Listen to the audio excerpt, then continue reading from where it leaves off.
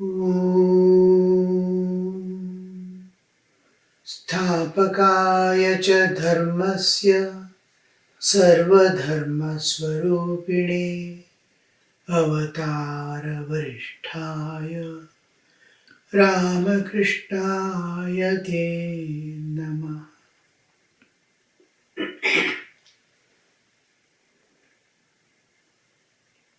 We were going through the Archana of the Navadha Bhakti and are continuing with the Puja.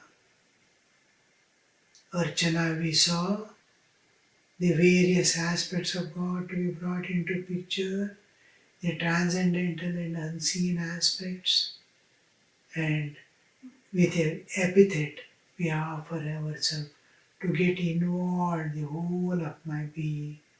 In worship we saw it is a process by which I, in my life and in the spiritual practices, I interact with God.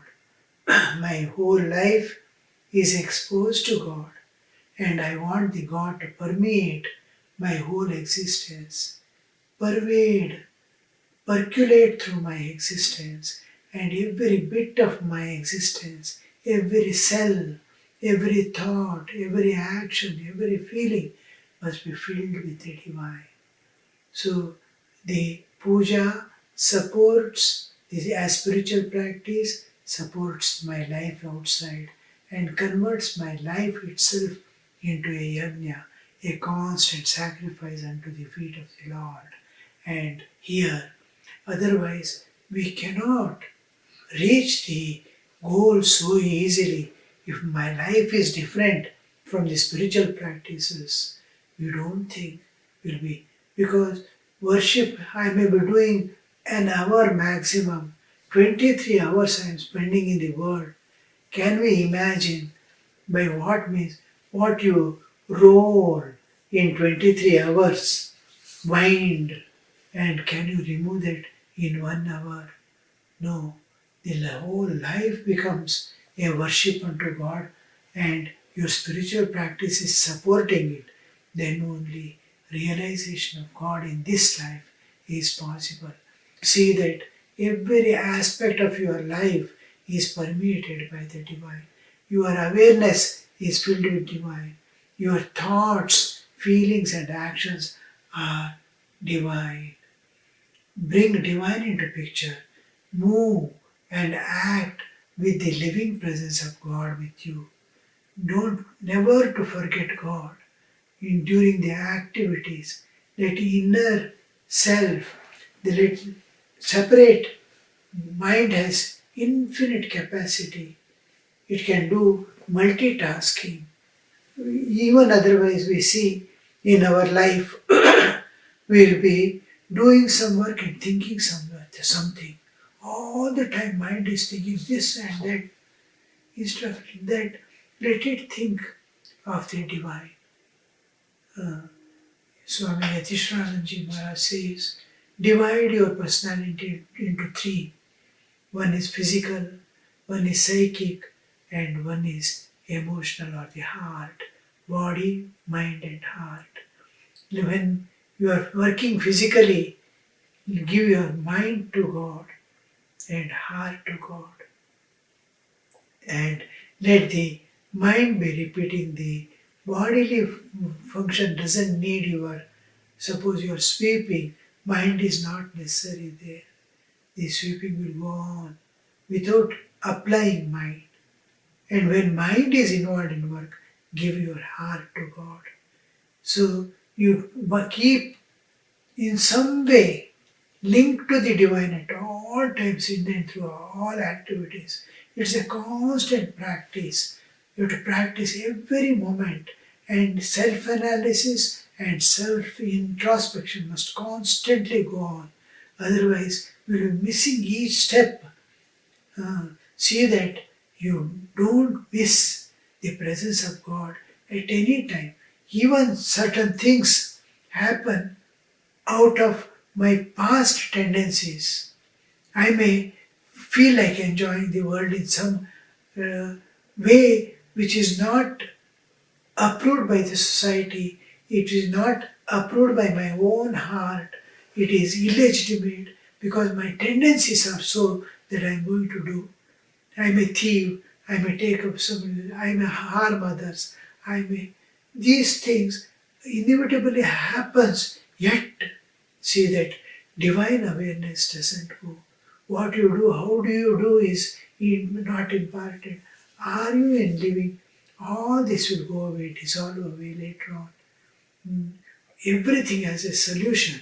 Suppose you are arid in your life also, nothing to worry. But if you are left God, it's very difficult to hold it again. So in and through all activities, sometimes good, sometimes bad, sometimes knowingly making mistakes, sometimes unknowingly mistakes happen. Sometimes we are serving, sometimes we are loving.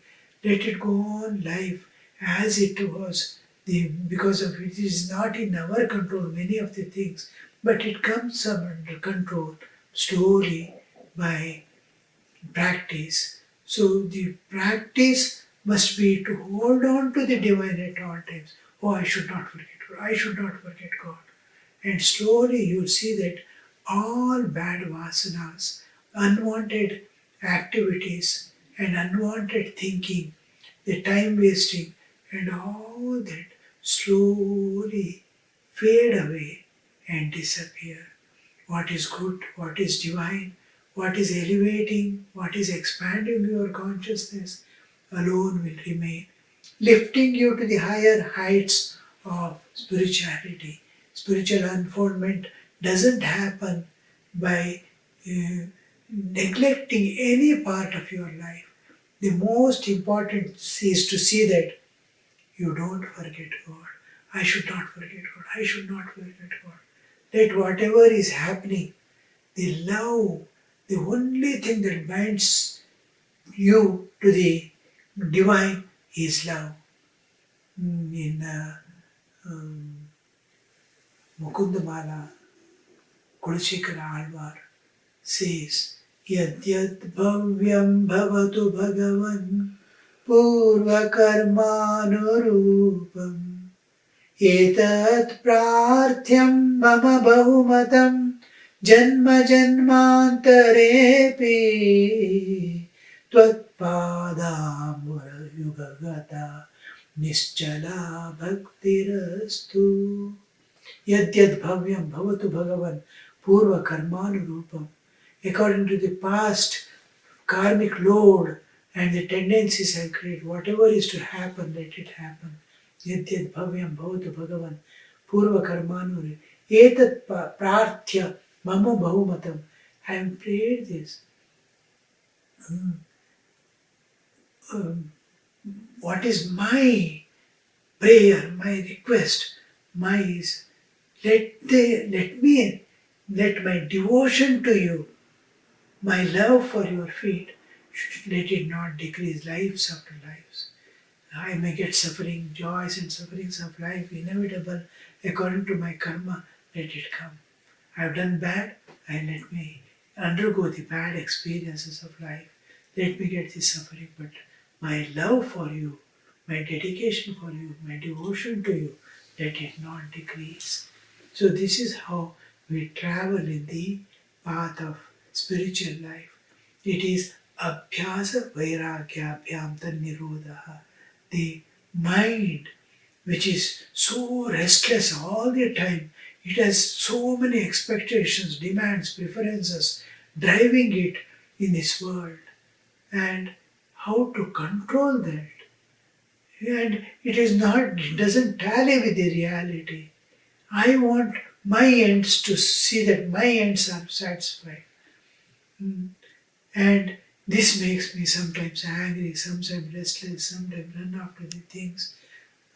All this. And how to bring this under control. Arjuna asked this question, what yoga you are teaching me? I think it is impossible because mind is like a ship in the storm. It doesn't remain. Krishna says, yes, what you say is true.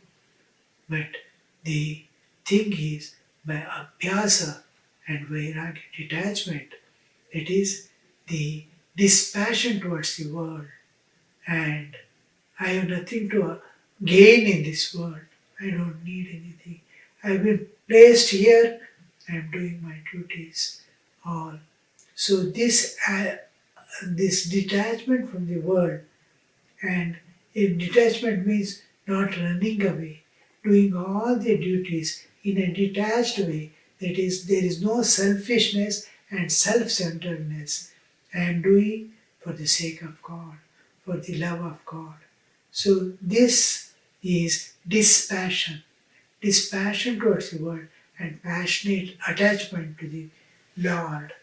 And with this, our lifeboat goes on moving. Abhyasa, constant practice, you will get the grip on the divine. Just like how constant practice has made us to get involved in this world at all times and forget God.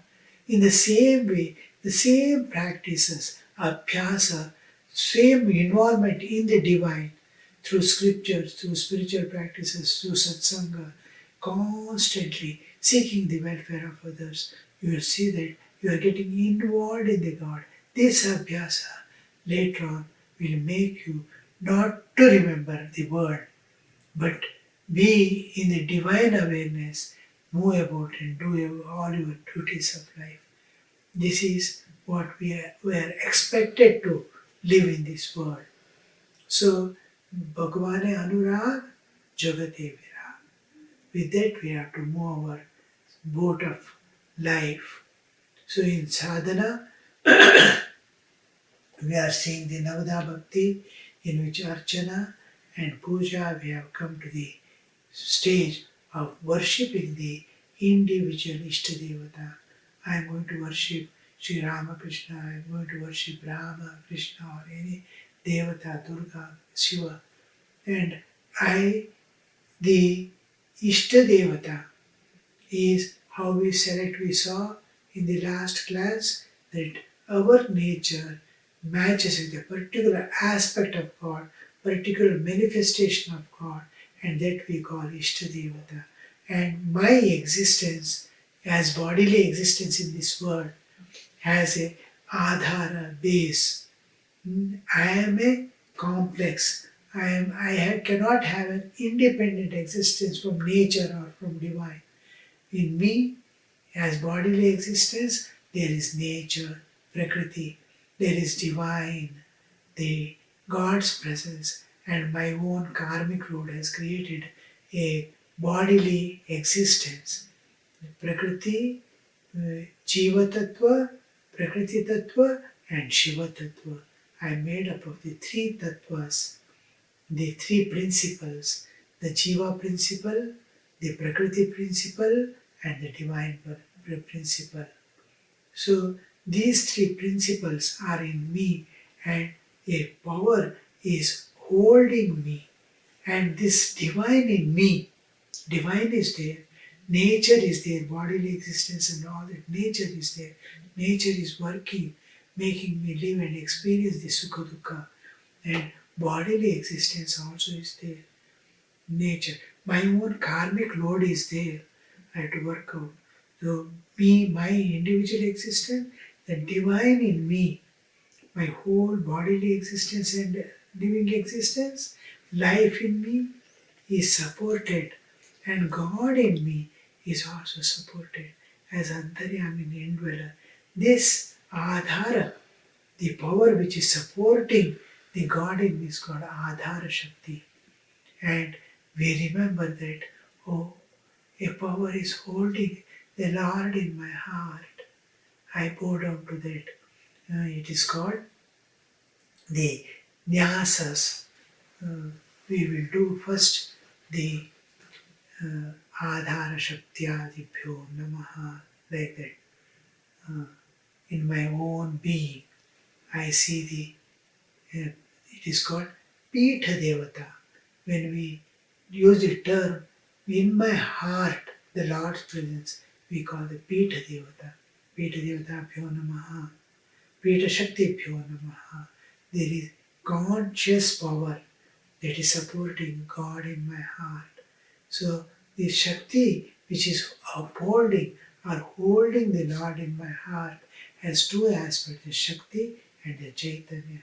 It is conscious power supporting God's presence in my heart as Antaryami. So, Adhara Shakti has two aspects, and these two aspects are worshipped here as Pitha Devatas, Pitha Devata and Pitha Shakti. So after that, I start doing the Rishyadinyasa, remembering the mantra that I am going to use for worshipping, and the Rishi who has formed the whole procedure of worship. Because I have to be in tune with the Rishi's procedure. Now, I want to sing a song of Meera Bhajan. I want to sing Meera Bhajans. I sing the Meera Bhajans, but if I am not having the same attitude, same bhavana, feelings as Meera had, I will not have the darshan of Krishna. I may be perfect in singing, I may be using proper raga, I may be singing as she sang, but I may not be having the same bhava, the feeling and the attitude towards the divine which she had. This matching, I must have the same way as she sang, and same bhavana, feeling, and same understanding in mind. The whole thing, as if Meera is here and singing, the Krishna is bound to come. Because she has shown to us the path. See, I have reached God just by singing His names and glories. But if I sing the same thing, if I say Krishna and Meera say Krishna, what a difference. In the moment she says Krishna, Krishna stands before her. And if I say Krishna, I don't mean that.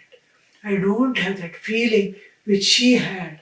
How restless she is to become if she did not have, as if her life is, she is going to die now, to that extent of Vyakulata. If I have the same attitude, same intensity, same awareness, then I am bound to get the same result. This is called Rishyadinyasa. In puja, Rishyadinyasa, to bring the Rishi to the mind, Om Narada Rishi Namaha, or whatever Rishi. Usually when a person who has formulated doesn't want to give his name, then he calls himself as Brahma Rishi. He has become one with God. And Brahma is the absolute, impersonal absolute. Ultimately, everyone reaches that. So, Brahma Rishi, Gayatri Chandaha, the highest form of Chandas. Chandas is matching with the divine. Chanda. Chanda is where the rhythm is. Normally the rhythm in the songs or the shlokas, the number of letters, the dirgha, risva, and formulated chandas. Chandas is rhythm in which we sing something, be it tala in the songs or chandas in the shlokas. It's a particular rhythm. The rhythm is meant actually to match with the artha and bhava. The meaning, artha, and bhava, the feeling. Feeling, meaning, and the rhythm must go together. This is called chandas. The highest chandas in which I become absolutely as if I am moving with the nature, Prakriti. How the nature is moving. In the same way, if I move, if my movements are in the same way, I can, when I am in tune with the nature, I can peep beyond. I can peep beyond when I am one with the nature. This matching is called highest matching, the finest matching with the nature is got through the what is called Gayatri Chandas. Whatever chandas, whatever rhythm with which you sing or chant or do whatever rhythm you do, if that rhythm clearly makes you to feel the divine, it is called the Gayatri Chandas. Gayatri Chandas have 24 letters also, particular way of Risva, Dirgha and all that. This is traditional and at the lowest, grossest level and the finest level, the innermost significance is to feel oneness with the divine. Clear presence of the divine you feel. That's called Gayatri Chandas. In Ramakrishna Puja, we use the Brahmade Rishi, though it is formulated by Ramakrishna, one of the disciples of Sri Ramakrishna. He has not mentioned this. Otherwise, Ramakrishna Rishi it must have, should have been, but he has not given his personal name. He has given the Lord's name, and the highest matching he has given as the Gayatri Chandas. Narada Rishi here, the Brahmane Rishi Namaha, Gayatri Chandase Namaha, and Ishta Devata. Om Sri Ramakrishna Devataye Namaha. So we do this is the Nyasa we do. This is Rishyadinyasa. Rishyadinyasa is to become same attitude, same feeling, same bhavana, same elevation, same dedication. And as the Rishi did, so that the same result I have to get. To get a particular result, it has to be perfect in the same way what the experiment was done by him and the root was found out. I cannot change. So smallest changes also we'll see that the same result is not reached.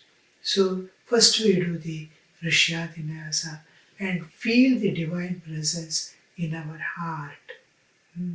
Then comes the Nyasa, Anganyasa, Karanyasa. Anganyasa, Karanyasa. Kara is in every field we act. These Anganyasa, Karanyasa are my instruments which I use in day-to-day life, and they are connected not only with mind, not only with heart, but my awarenesses, Chaitanya, consciousness. I am conscious. This consciousness, my awareness, it is a part of awareness. So whatever the parts of awareness in my instrument is the most important. Anything comes forward, if something is obstructing, immediately hands goes. A sound comes, our eyes go. Anything happening anywhere, suddenly, before mind can think, before intellect can decide, as reflex we go. You can see while driving, anything, any object comes in between, how the foot goes to the brake without calculating, as reflex. It is not passing through. You will not calculate a person has come, I have to put a brake now. No, there is no time. Something is happening, immediately as reflex it goes. This reflex is most important part. Independent of my thinking and my feeling, it is going. So this is because this is associated with consciousness. I am conscious, immediately it's taking reflex. Consciousness. These are the legs, hands, feet. These are our feelings, our brain. All these are working in reflex. They are associated with the consciousness. And these are infused with the divine power.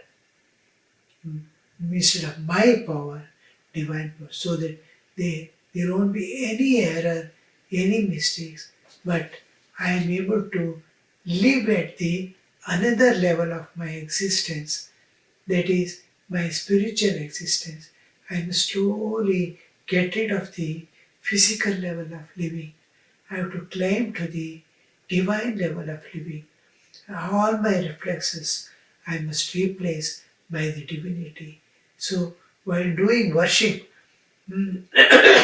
all things must spontaneously come from divine, not from a vasanas tendencies. So I am replacing the vasana with the divine law of the nature. That is what we call nyasa. My hands are tuned to the world. I see my child, I want to grab. I see the money, I want to keep it safe. So my hands and I want to eat. I find my hands are tuned to the world and worldliness. This worldly nature in my hands, I want to get rid of. Mm. And I want to infuse with the divine power. If I love someone, it must be divine. If I take and preserve some articles of mind, it must be divine, not out of my samskara, vasanas, mind, I. No, must be divine. Everything must be divine. So my hands, the worldly tendencies in my hand, I have to remove and replace it by divine, as if God is doing it. When I touch someone, it must be touch of God. I must not be there. Otherwise, I am enjoying, I am keeping an object for my satisfaction, and I expect that person or my child or someone, I expect it to live as I want, not as it wants or as God wants or as it is necessary for its evolution. I am not able to see what is its past, what is its future, as if I have kept everything what I have is for my sake. Now it is for all, for God's sake, for others' sake. So I have to remove these vasanas in my body, in my mind, in my senses, all this. So it's anganyasa. Nyasa is to take out something and replace it by something else, nyasa. So anganyasa, karanyasa I do Gushtabhyam Vimara, Tarjanibhyam Swaha, Madhyamabhyam Ushta, Anamikabhyam, Kanishtikabhyam Ushta, Ramakrishna Karatalakara Prashtabhyam Astraya Pata. So, with the name of the Ram, the Devata you are doing, suppose Shiva, Om, Angushtabhyam, Shim, Tarjanibhyam Swaha, Shiva, Vam, Madhyamabhyam, Shiva, Yam, Anamikabhyam. The name is brought, each letter representing the Lord, various aspects of the Lord. I am bringing to Ram, Angushabhyam, Reem, Tarjanibhyam, Sova. Similarly for Divine Mother, Ram, Reem, Room, Raim, Ram, Raha, we use.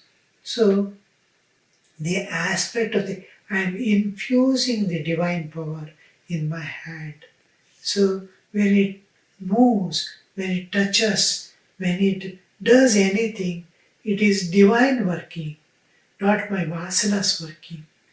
I am, because I, mine, and for me is to be eliminated very well. You, yours, and for you must be replaced. So this is Anganyasa, Karanyasa. Now Anganyasa has Hridaya, Shira, Shikha, and Kavacha. They are arms mainly. Om Ram Hridayaya Namaha, Reem Shirisi Swaha, Rum Shikaya Vishta, Raim Kavachaya Hum, Raum Netatrayaya Oshta, Ra Karatalakara Prishthabhyam Astraya Pata. This we are doing. Hridaya is everything is associated with my, whatever I see, I feel, I think. The heart, the brain, the dharma karma awareness. What I should do, what am I doing? Dharma karma is shikha, and kavacha. I am doing all the activities. My doership is there. My limbs are there. And Karkalakapashtabhyamastraya. We will see in the next class the remaining portion of the worship.